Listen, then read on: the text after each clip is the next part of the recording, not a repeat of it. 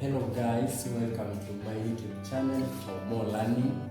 Today we are going to do the chemistry and we are going to start from the introduction of it. We are going to get what is chemistry, how do we really understand chemistry, and what does it help us in our daily lives. So straight we are going to do chemistry, we are going to do the introduction of chemistry, whereby we are going to get the meaning of this term we call what? Chemistry. This term we call chemistry. Now what do we understand when we say chemistry? So we want to define the term chemistry for us to understand which this subject we are calling chemistry. And for me is that is the study of matter to its properties,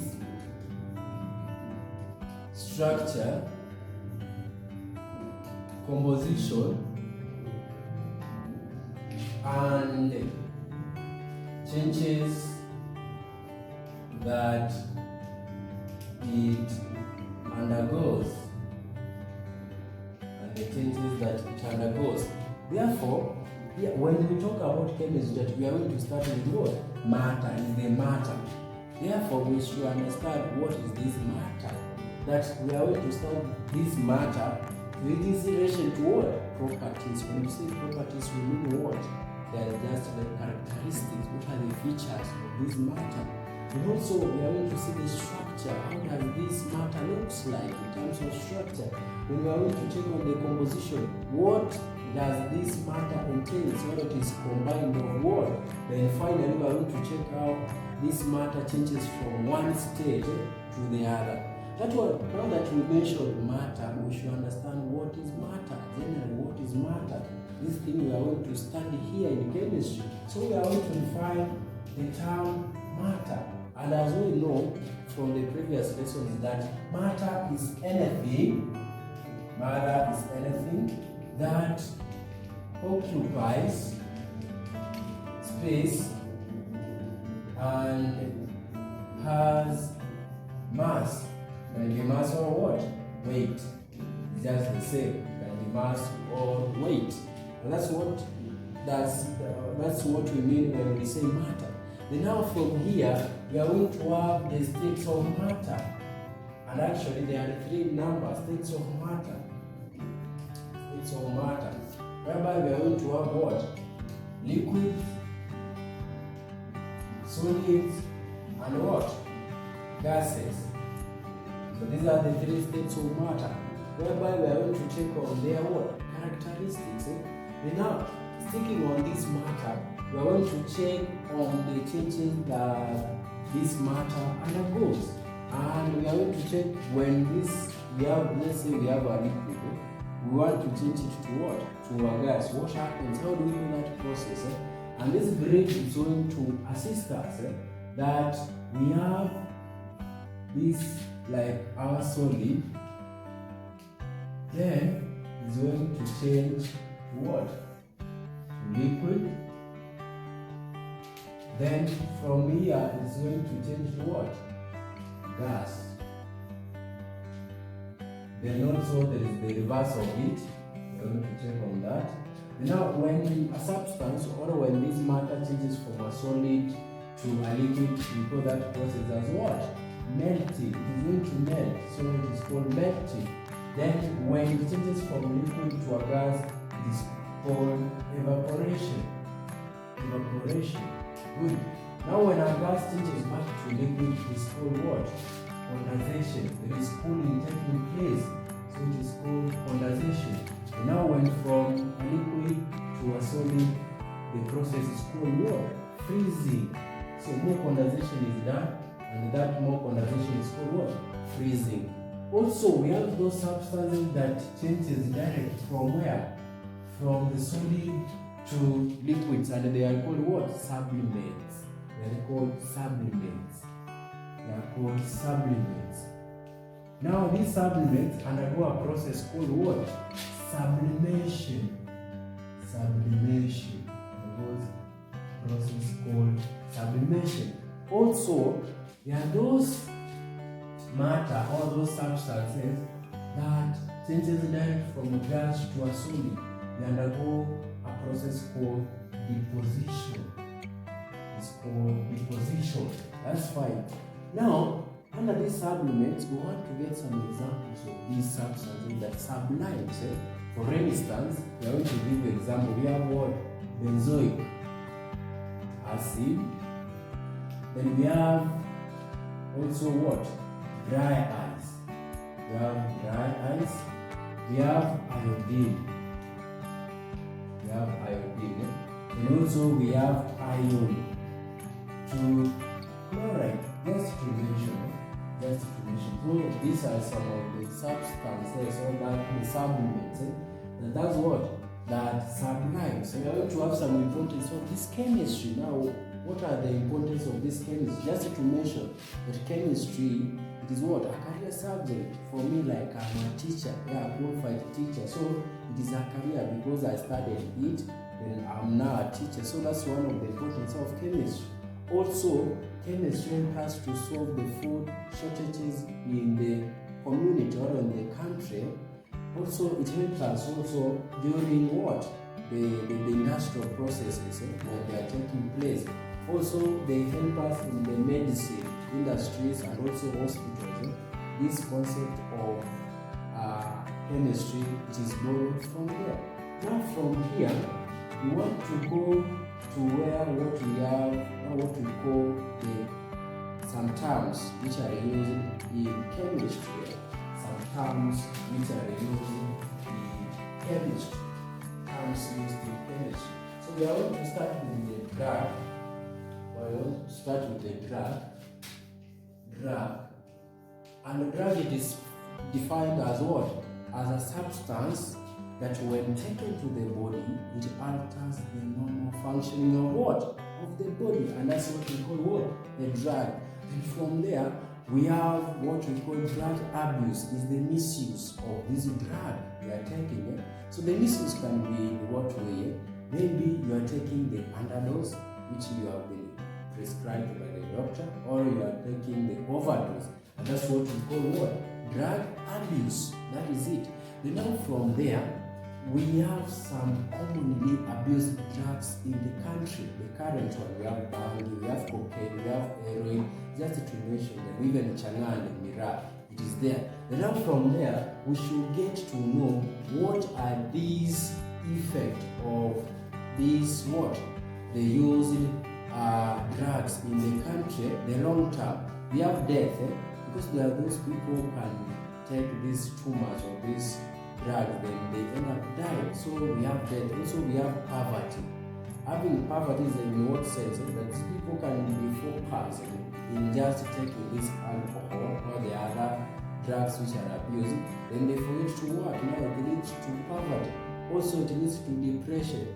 Maybe someone wants to take these drugs, but he or she doesn't have enough money. So she will be just thinking how to get money, then it will lead to what?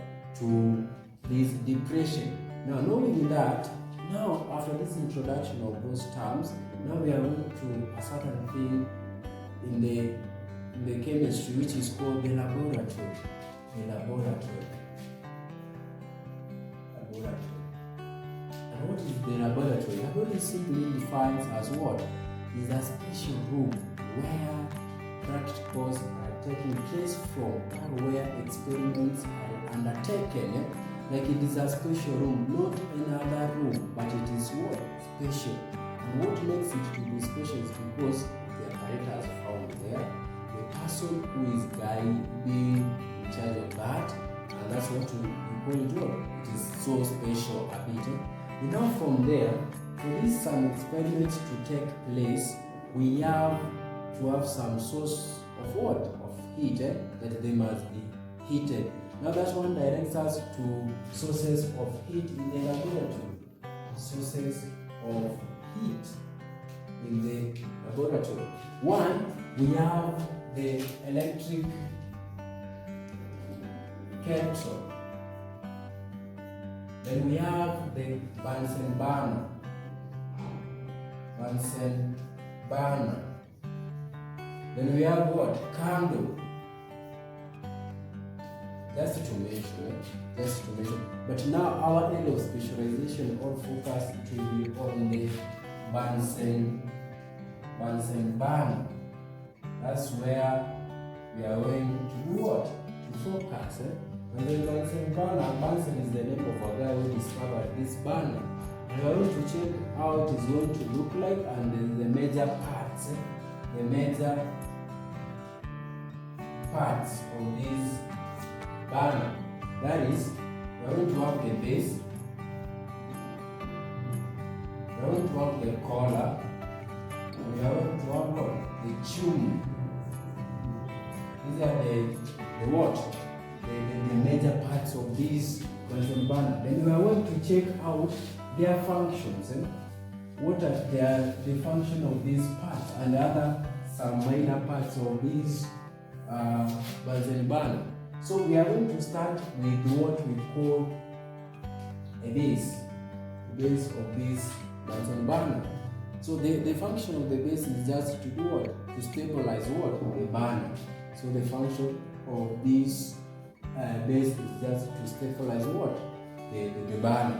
Then also we have this we call what? The collar.